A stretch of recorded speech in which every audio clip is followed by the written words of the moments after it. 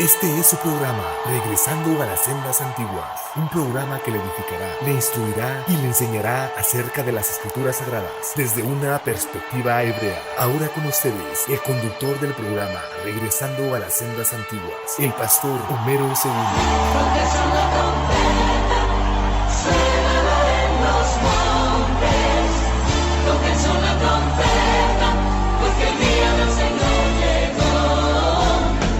Tóquense una trompeta, suénala en los montes.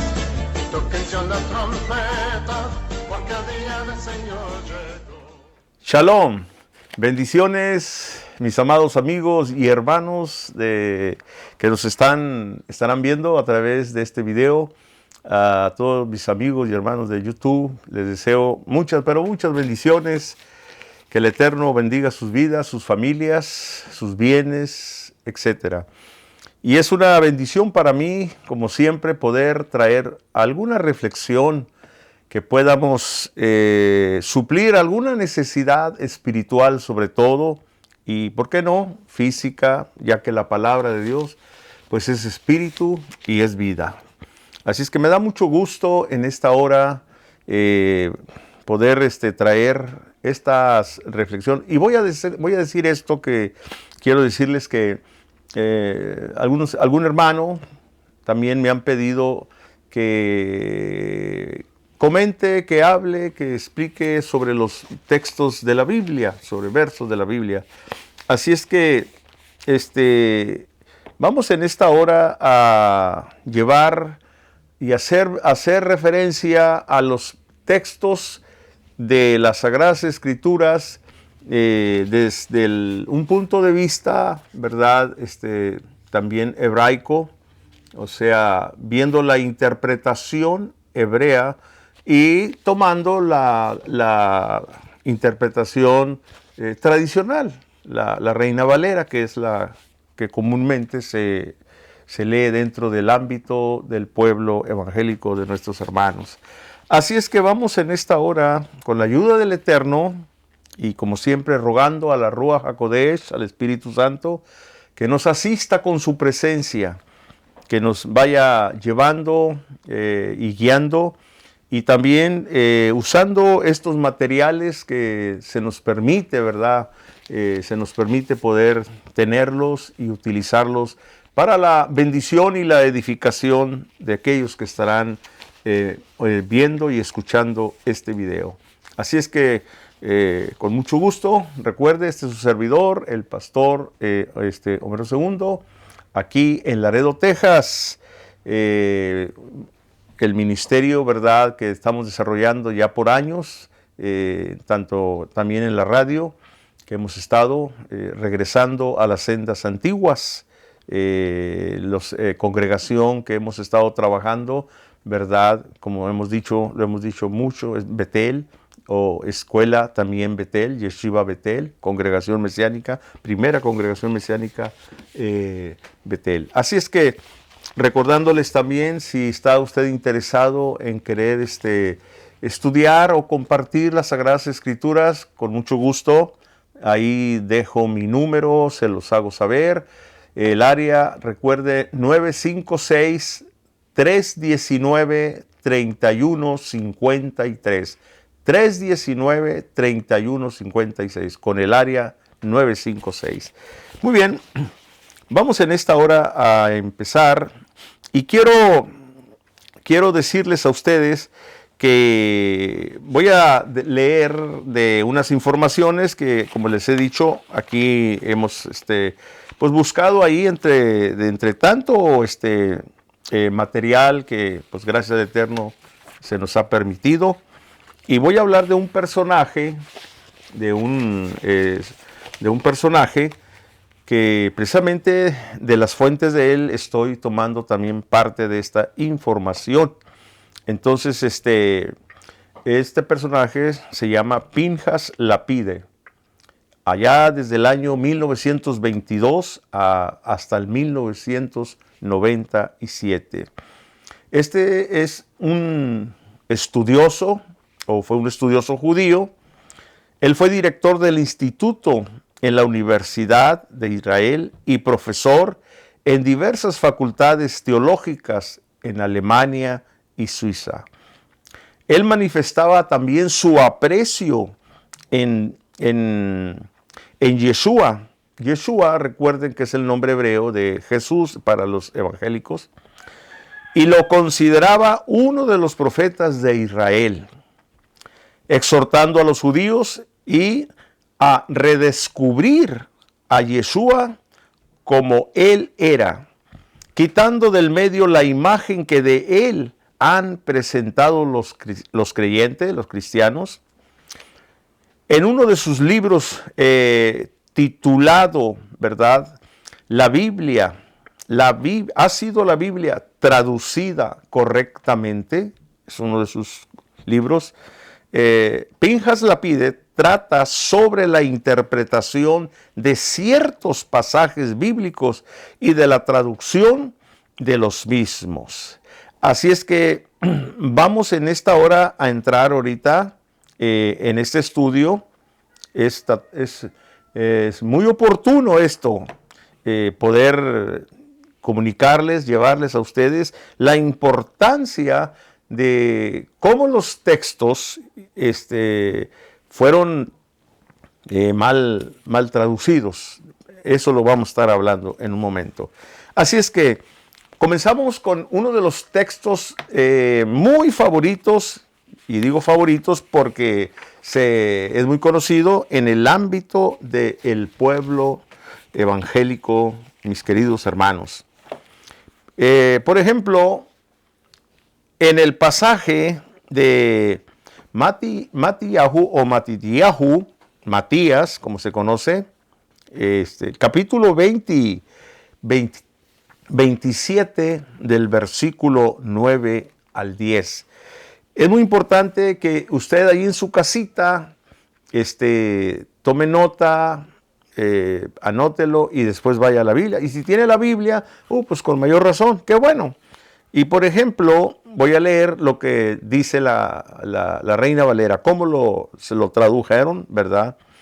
Y nos dice: así se cumplió lo dicho por el profeta Jeremías, hablando de Matitiyahu traducido, lo tradujeron, recuerde, cuando dijo: y tomaron los 30 siclos de plata, precio del apreciado según precio puesto por los hijos de Israel, y las dieron para el campo del alfarero, como me ordenó Adonai. Matitiyahu 27:9. Ahora, si leemos así en la Reina Valera, pues está correcto, así como está. Y el problema no es con relación sobre las 30 piezas de plata, con relación a lo que se está diciendo de esta parte de la profecía con relación a la traición del Mesías, ¿verdad? Ese no es el problema. El problema es que, según el traductor que tradujo, en este caso Casidoro de Reina, Cipriano de Valera, que tradujeron del griego a la habla hispana. Bueno, ¿cuál es el error? El error encontramos que cuando dice, como dice el profeta Jeremías, y aquí está el error. Buscando al profeta Jeremías en todos sus capítulos, pues no encontramos esto que dice. No aparece lo que está diciendo aquí Matitiyahu. Pero sí aparece en otro profeta, y eso es en Zacarías, capítulo 11, verso 12 y 13. Es muy importante, hermanos, que nos demos cuenta sobre estos versículos. Perdón, inclusive, hermanos, viendo yo el Código Real, la traducción del hebreo al español, viendo yo esta parte, hablando sobre la cita que da de Jeremías, pues hay también no coinciden los versículos cuando te vas al original, Entonces, es muy importante ir notando todos estos situaciones, cosas que se presentan, para ir analizando cuántas errores se han cometido. O en otras palabras, y lo voy a decir claro, lo que nos han vendido por siglos. Y podemos hablar de muchos textos. Esto es un ejemplo apenas para ir empezando. Es un ejemplo, nada más. Aquí hay un error catastrófico. La pregunta es, ¿quién se equivocó? Si Matitiahu, recuerden que es un personaje judío, hebreo. Y como judío y como conocedor de los profetas, él jamás se pudo haber equivocado. Pero sí, cuando se traduce del hebreo al griego. Y en este caso, Casidoro de Reina nos pone que Jeremías está profetizando esto, cuando no es Jeremías, es Zacarías. Entonces, vemos, hermanos, estos detalles que son muy importantes para aquellos creyentes que inclusive van comenzando, y inclusive para aquellos predicadores, maestros, doctores, teólogos. Es muy importante, ¿por qué? Porque aquí se está jugando mucho enseñar lo que es la palabra y enseñar cómo dice verdaderamente la palabra. Eso es lo importante en este caso. Bueno, entonces, otro de los pasajes que es, pero bastante popular dentro del pueblo, repito, del pueblo evangélico, nuestros hermanos. ¿Por qué? ¿Por qué repito esto? Porque es popular, porque desde que vas comenzando a caminar los primeros pasos como un creyente, como un nuevo nacido, pues empezamos a escuchar las historias de la Biblia, los maestros nos enseñan y estamos escuchando. Y si yo preguntara, ¿quién de los creyentes que ya tienen un año, vamos a decir un año, que es demasiado nuevo también, no ha escuchado el famoso nombre de el Mar Rojo? ¿Quién no lo ha escuchado? La mayoría. ¿Por qué? Porque es lo primero que vamos aprendiendo y vamos escuchando. Ah, el Mar Rojo, sí, por donde cruzaron los israelitas, por donde los llevó el Señor. Y eso es cierto, eso es bíblico, eso es verdad. Pero aquí también hay otro detalle que quisiera compartírselos. Repito, también a petición de una persona, de un hermano que me dijo, hermano, explique eso o detállenos algo más sobre esto. Bueno, por eso lo estoy haciendo también. Y para ustedes también. Bueno, y hay una pregunta para Capciosita, porque dice la pregunta, ¿cuánto es azul el Mar Rojo? Ah, caray, ¿cómo está eso? ¿Cuánto es azul el Mar Rojo? O sea, ¿por qué? ¿Cuánto es azul? Porque estaba preguntando, ¿verdad? ¿Por qué lo llaman rojo si todo el tiempo ha sido azul, hombre? Para entenderlo más claro. Pero sí hay una razón, una causa, ¿por qué se le llama Mar Rojo? Ahora, yo estuve leyendo, me di la tarea de ver en la Biblia hebrea, en sus letras, su escritura en hebrea, y sí estuve buscando allí cómo, pues lógico, se escribe, ¿verdad? Y cómo se pronuncia. Y en realidad, acá, si va uno acá, la Reina Valera, repito, pues ahí vas a encontrar Mar Rojo, el Mar Rojo. Pero en la escritura hebrea no dice Mar Rojo, Entonces vamos a ver. Primero que nada, voy a dar un dato de un personaje, un hombre, que se dio la tarea de apegarse lo más cerquitas al original, o sea, al hebreo, para ser más claro, Este personaje, en el año 1375, se llamaba John Wycliffe. Este personaje escribió la primera traducción completa de la Biblia en inglés.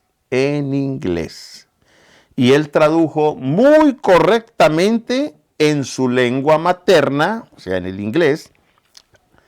Él no puso Mar Rojo, sino puso Mar de los Juncos, también conocido como Mar de Cañas, pero es Mar de los Juncos. Y entonces, cuando él escribe en su lengua natal, en el inglés, ¿verdad? Pues él escribe Mar de los Juncos, ¿verdad? Yam Suf es en hebreo. Yam Suf. Entonces, él tradujo al inglés y puso Mar de los Juncos. Hay una palabra que aquí es donde se mal traduce, cuando siglos después, tiempo después, que él muere, los nuevos predicadores, escritores, tomaron la información de él, pero ellos pensaban que cuando él está diciendo Yam Suf, traducido al inglés, es una palabra, ¿verdad?, que se parece mucho cuando decimos, por ejemplo, él pronuncia, y espero que me perdonen por la pronunciación, él pronuncia read, sí. Y cuando escucharon eso y vieron eso, entonces ellos dijeron, se está refiriendo a Red Sea, o sea, al Mar Rojo. Y él no está diciendo Mar Rojo, está diciendo juncos. Reed como una caña de pescar, así. Entonces, ahí se está la confusión. Y desde entonces, por esa consonante, por esas letras, se cambió el mar azul por el mar rojo. Pero eso es, vuelvo a repetir, una mala traducción y peor interpretación. Entonces es muy importante, hermanos, que nos demos cuenta de por qué tenemos que fijarnos.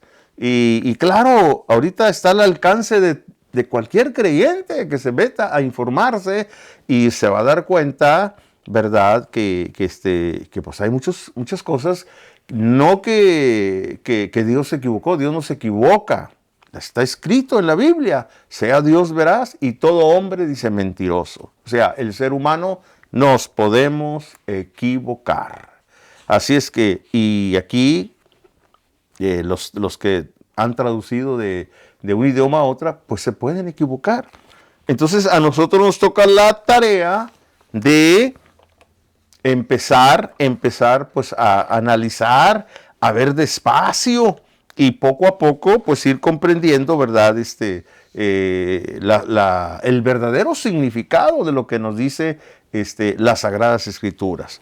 Y como dije, ¿verdad?, por siglos, por años, su servidor, antes de entrar a las raíces hebreas, a estudiar un poquito, pues yo ya tenía 27 años de ministerio y continúo en el ministerio. 27 años de ministerio, pasado por seminario, graduado, siguiendo otros cursos de estudio, ¿verdad? Siempre buscando la mejor luz, hasta que llegamos a las raíces hebreas y empezamos a ver y a comprender con más claridad lo que a veces no podemos ver. Y lo digo con respeto, sin ofender a nadie. Bueno, otra de las cosas que encontramos, otro texto que son populares, repito, que no son desconocidos para el pueblo evangélico, ¿verdad? Para nada, para nada, para nada. Entonces, por ejemplo, aquí tenemos un pasaje que es muy popular, también, muy popular. ¿Cuántos de ustedes han escuchado, verdad, el pasaje del profeta cuando dice, haciendo referencia al pueblo de Israel? Dice que quien toca a Israel, dice, tocará la niña de los ojos de Dios, de Elohim, de Adonai. Si usted lo lee, se va a dar cuenta que pues ahí está escrito, así está escrito. Entonces, esto es muy importante que usted se dé cuenta en el profeta, ¿verdad? Zacarías, capítulo 2, versículo 8. De acuerdo a la Biblia tradicional en español, la Reina Valera. Y analizando yo y estudiando yo, como tengo la Biblia escrita en hebreo y también traducida al español, pues me voy a ver cómo dice y cómo está escrito sobre todo. Y entonces me voy y empiezo a notar que no encuentro este versículo en la Biblia hebrea escrito. En el versículo 8 no encuentro lo que está diciendo aquí. Entonces, por ejemplo, dice Adonai Sebaot a las naciones que os han despojado. Quien os toca la pupila de mi ojo. O sea, refiriéndose a Dios. Como que si tocas a Israel, es como si me estuvieras tocando a mí el ojo, dice. Es lo que dice, es lo que entiende. Entonces, eso es en Zacarías 2.8, pero yo estuve viendo y analizando y estudiando y resulta que, pues que no es allí, no es en ese versículo. Acá aparece en otros versículos que está muy distante a este versículo. Y estas son cosas que, pues vale la pena analizar. ¿Por qué acá nos dice en otro versículo y por qué aquí nos dice en este versículo? En fin. Le estoy pasando este detalle. Ahora, lo importante es, entonces, ¿cómo se tradujo? Del original. ¿Cómo se dice del original? No como dice lo que Casidoro Reina nos dejó. Y la cosa es que dice que es diferente. Y se lo voy a leer, ¿verdad? Porque es muy importante que usted escuche esto. Y nos dice aquí que en el texto original hebreo, donde dice, quien os toca la pupila, fíjese, quien os toca, dice, toca la pupila suyo. O sea, quien intente tocar a Israel, es como si se estuviera él mismo tocando la pupila de su propio ojo. Y en la Reina Valera dice, no, como si estuvieras tocándole el ojo a Dios. Y no es así. Esa es otra vez, nos venden una cosa que no dice en el original y ese es un grave error. Es un grave error. Muy importante entonces ver estos puntos de vista para que pues podamos aprender más. Y como decimos, por amor a la verdad, pues hay que esforzarnos, sacrificarnos, etcétera, etcétera. Otro pasaje que le voy a dar, que también, esto está en el Brit Hadashah, en el Pacto Renovado, Nuevo Testamento, como usted lo conoce. Y aquí encontramos a un personaje muy popular, pero muy popular, que es Juan el Bautista, como usted lo conoce. Johanán el Inmersor, el que fue ordenado para predicar la purificación en el río Jordán. Entonces, en este personaje encontramos cosas muy importantes y aquí déjeme decirle, para que anote ahí en casita, le voy a dar las citas, ¿verdad? Hillel o Hillel, que es Lucas, capítulo 3, verso 3. También Mateo, capítulo 3, verso 6. Marcos, Meir, 1, 5. Y luego, otra vez, en el Lucas, Hillel, capítulo 3, verso 7. Es muy importante que lea todos esos pasajes. ¿Por qué? Porque en algunos pasajes dice una parte y en otros dice otra. Aquí lo importante es acerca de la forma de cómo eran purificados, bautizados, como usted lo conoce. Pero lo correcto es purificación. Eso es lo correcto. Entonces, nos dice las Sagradas Escrituras, si usted va ahí a leer, se va a dar cuenta, ¿verdad?, de que hace mención como si Juan era el que estaba bautizando, para que me entienda. Como si Juan era el que estaba sumergiendo a las personas. Eso es lo que se entiende. Ahora, le estoy dando estas citas porque no en todas las citas dice lo mismo. Hay una diferencia en algunas. Y esa es la diferencia que queremos que nos demos cuenta para después ir a ver cómo nos dice en el original. Y cuando vamos al original, encontramos que tal cosa como nos lo vendieron y como nos lo siguen vendiendo, ¿verdad? De que Juan bautizaba, porque así nos pusieron, y Juan los bautizaba. En otra parte dice, y Juan, y bajaba la gente y se sumergía delante de Juan. No dice que Juan los sumergía, delante de Juan, dice.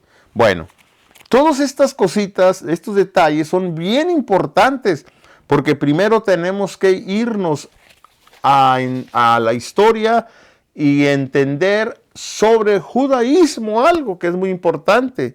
Miren, acá en este continente nuestro es muy popular la palabra, pues ya te bautizaste, sí, ya me bauticé en la iglesia fulana, X, ya.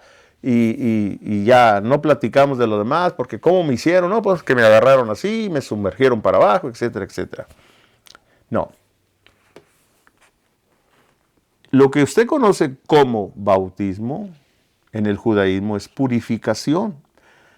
Y en el judaísmo, desde tiempos muy remotos, ya se practicaba esto. Recuerde que los Cohen Gadol, los sumos sacerdotes, los levitas, los sacerdotes, antes de oficiar en el templo tenían que sumergirse en las aguas, purificarse, para que me entienda. Pero ¿cómo lo hacían? Es la pregunta. La respuesta es que nadie andaba tomando a una persona para andarlo sumergiendo. Nadie. Era la misma persona sola que tenía que sumergirse, es la palabra, para dentro de las aguas, despegar los pies, la punta de los pies, y flotar, y no salir, quedarse ahí. Entonces, si nos damos cuenta, hermanos, entonces, era la forma. Pero aquí lo importante también es entender. Y voy a utilizar aquí una palabra del verbo hebreo, que es tabal. Tabal, que viene de la purificación del verbo hebreo. Que este término, ¿verdad?, lo sacan al griego y es baptizen, o sea, bautismo, baptizen. dicen. O sea, ese es del griego. Cuando se traduce, fíjese bien, del griego esta palabra, del griego, ¿verdad? Significa sumergirse. Sumergirse. No que lo sumerjan, sino sumergirse la persona, que es muy distinto, muy distinto. Entonces, Juan, como desde los tiempos bíblicos, pues era un profeta, era un judío, venía de la tribu de Leví, o sea, era un hombre consagrado. Entonces, ¿cómo no iba a conocer las formas que se vienen llevando hasta en su tiempo y hasta el día de hoy?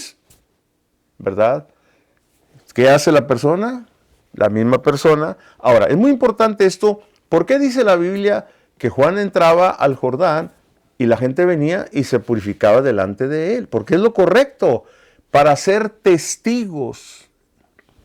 Y Juan simplemente entraba para ser testigo que la purificación, que el sumergirse fuera correctamente. Bueno, hay muchas cosas que explicar de este tema de la purificación. Hay muchas cosas, pero quiero dejarlos para que se den cuenta cómo nos van cambiando palabras, expresiones, hasta una letra nos quitan a veces y después comenzamos a malinterpretar o malentender y comienzan a explicarse otras cosas que no se deben de decir cuando en el original pues nos está diciendo cómo se debe de decir. Muy bien, ¿quién no conoce el pasaje famoso, a mis amados hermanos creyentes, quién no conoce el pasaje famoso cuando dice que es más fácil que pase un camello por el ojo de una aguja que un rico entre al reino de los cielos? ¿Quién no sabe esto? Y me refiero a los creyentes, ¿verdad? ¿Por qué? Pues porque por lo regular ya han leído esto. Y está ahí en Matitiajo, capítulo 19, verso 24. Cuando leemos esto, pues dice, mira, es más fácil pasar un camello que un rico entre el reino. Para no leer la historia, porque usted ya la sabe, ya la conoce, ¿verdad? Aquí el dato importante es que Yeshua dice esas palabras precisamente cuando va pasando por el lago de Tiberia, por allí. Y está viendo a los pescadores que están preparando sus redes para ir a pescar. Entonces, hermanos, el Señor hace alusión a esto, a dar esta explicación, porque estaba viendo el oficio de estos hombres pescadores y para dar respuesta a la pregunta que se estaba haciendo, ¿verdad?, acerca de, pues, ¿quién va a entrar al reino de los cielos? Y entonces el Señor dice, difícil es que un rico entre al reino de los cielos. Es más fácil que pase, fíjense, no dice camello. No dice camello. Aquí no dice camello. Entonces, hermanos, ¿cuál es la palabra correcta? ¿Cómo dijo el Señor correctamente? O sea, en hebreo la palabra no dijo camello. En otras palabras, él dijo gamta, que es diferente a gamal. Gamal es camello, gamta es cuerda, es una cuerda, es un mecate, es un hilo. Por eso vio a los pescadores que estaban pasando por el ojo de ese anzuelo, de esa aguja, estaban pasando la cuerda, el hilo, el cordón, el mecate, como usted le quiera poner. Pero cuando no se entiende bien, cuando no eres muy versado, muy entendido del hebreo y traducirlo al griego y después al español, se confunde la persona que tradujo y nos puso aquí camello, cuando el Señor no dijo camello, dijo cuerda. Son textos que pudiera yo estar hablando y estar diciendo pasajes, textos que nos dicen una cosa cuando no nos dice. Rápido voy a entregar esto ya y le voy a decir, si usted ha leído la Biblia y haya encontrado un pasaje cuando dice el Señor, el que quiera venir en pos de mí, niéguese a sí mismo y tome la Reina Valera nos dice su cruz. El hebreo no dice cruz, dice madero, o sea, su cayado. Ya sabe lo que es un cayado, ¿verdad? Es una vara alta, un tipo bastón que se utiliza como herramienta para trabajar y para defender.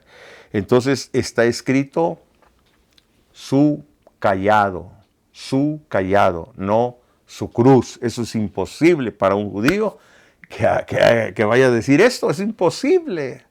Bueno, podríamos seguir hablando más y de más textos, tratando de aportar un poquito de las fuentes y con la ayuda del Eterno para poder ser de bendición para usted. Mis amigos y mis hermanos, agradezco mucho su tiempo y agradezco mucho a nuestro hermano que está haciendo este maravilloso trabajo y recordándoles como siempre, ¿verdad? Métase a su página, nuestro hermano Fortino Cardona, Perlas de Gran Valor. Ahí está su página, métase, está muy bonito, acaba de meter un tema muy importante, yo me gocé y espero que usted también. Así es que hasta la próxima, shalom.